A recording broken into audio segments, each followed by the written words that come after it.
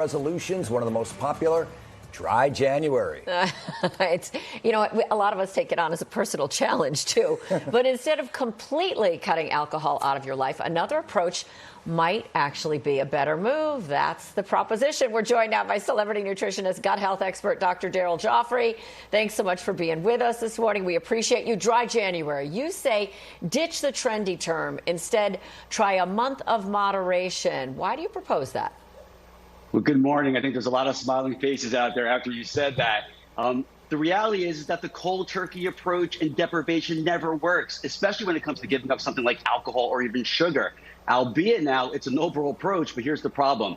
The research shows by January 15th, just 1 week from now, 92% of the people are going to fail at their resolution. So how crazy is that? So, we count down the days, we don't make it, and then we beat ourselves up. We feel defeated. So if your goal is to reduce alcohol in the new year, and that's the key word, reduce, that's awesome. But we got to ditch the deprivation mindset, move to what I call a month of moderation, or the damp January instead of dry January. So instead of having 2 drinks, 3 drinks, a bottle, have a drink. And most important, it's not about giving up something you love. It's about finding the very best version of that. Find your balance, make it work for you. All right, well, let's talk about moderation. Do you have some tips to be able to do that? It's not as easy. Sometimes you have that first one. It's like a slippery slope. I'll worry about it tomorrow, and then it's a slippery slope, yeah.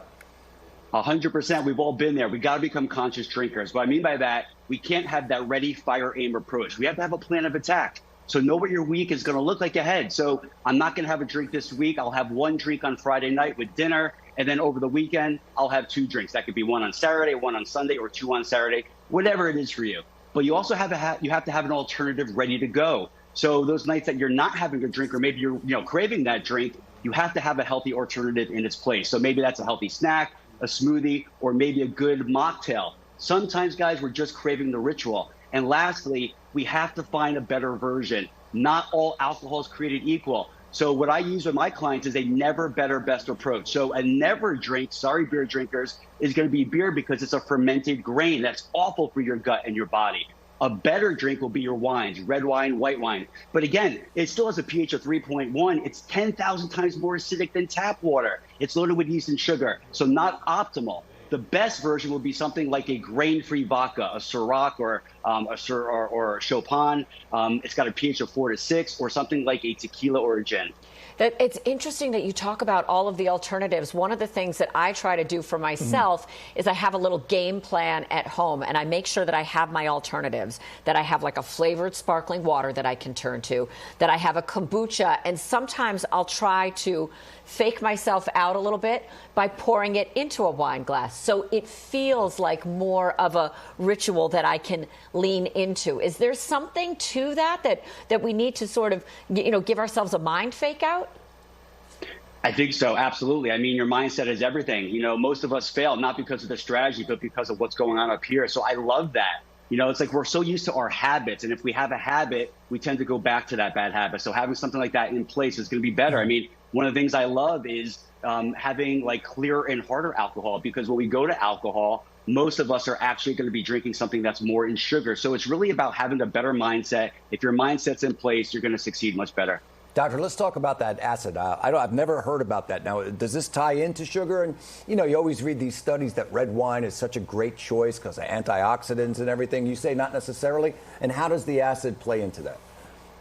Yeah, well, think about acid from a common sense standpoint. Acid is corrosive. It burns. It doesn't matter if it's sugar or alcohol. When you ingest that, it's going to irritate your gut. It's going to cause things like indigestion, bloating, acid reflux, and downstream issues further in your body. So ultimately, whenever we're putting something into our body, we have to do our best to reduce that acidic effect, because sugar, alcohol equals acid, and acid equals inflammation. And at the end of the day, we don't die of old age, we die of inflammation. So the goal of everything we do with our health, especially in the new year, is to lower that inflammatory effect on the body. And if we kick the acid out, our body is going to be healthier in return. So I use a product in my coffee because I know that that's an acidic product that I'm ingesting. What do you propose that people do if they are going to imbibe and they are going to say, yeah, I'm going to have a little bit of alcohol in my life? Is there a way to neutralize that? Absolutely. I mean, again, you got to choose those better versions. But at the end of the day, all alcohol is acidic. It's going to make you feel terrible. It's going to give you the headache and the hangover. So I actually created this amazing product that's called acid kicking alcohol, and it's very simple.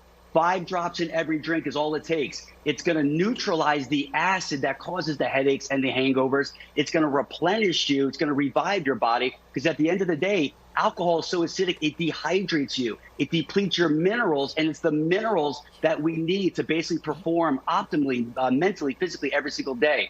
So when you're drinking, if you just do something as simple as that, it's going to give yourself basically a better alternative, a better option. You know what? Not only problems, you're giving us solutions. Thank you so much, celebrity nutritionist, gut health expert, Dr. Daryl Joffrey. Thanks so much for taking the time to join us this morning. Thank you, doctor.